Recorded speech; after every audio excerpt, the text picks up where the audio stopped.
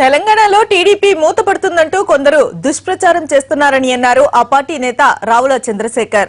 YCP లాగా తమది గాలి పార్టీ కాదని, తమకు లక్షల మంది కార్యకర్తలు ఉన్నట్టుగా చెప్పారు.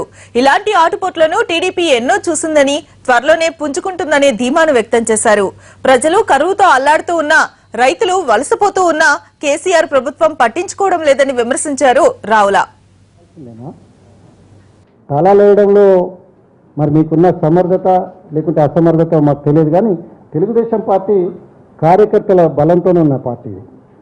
తెలుగుదేశం పార్టీలో కొందరు నాయకులు పోతే తాళాలు వేసే దుస్థితి పరిస్థితి మాకు లేదు.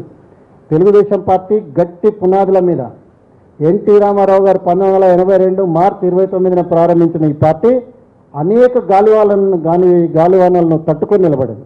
మీ అనుభవాన్ని అందరినీ ఇతరులకు రుద్దేస్తే ఎట్లా? మీరు కాపాడుకోలేకపోయినారు, మీ పార్టీని విలీనం చేసుకున్నారు. తెలుగుదేశం పార్టీకి గ్రామ స్థాయి నుండి హైదరాబాద్ వరకు సుస్థిరమైన క్యాడర్ ఉంది. ఈ పార్టీకి సుస్థిరమైన ప్రజా మద్దతు ఉంది. ఈ పార్టీకి